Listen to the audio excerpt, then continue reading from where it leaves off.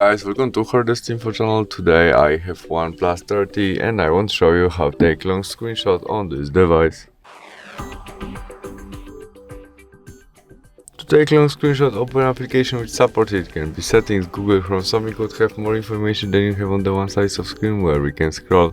Where we are on it, we press volume down and power key together at the same time as to make normal screenshot. And there, after we take it, we choose our scroll. And now we can scroll and add more information and create our long screenshot. Or we can choose auto scroll option and it is scrolling automatically. But I can do that in this content from this page. We can do that in settings maybe. We tap on scroll and now it is scrolling and adding more information. We tap on screen to stop it, or we can add it manually. When we have all we need, we choose done. And we have our long screenshot which is saved in our gallery right now. That's all, thanks for watching, bye.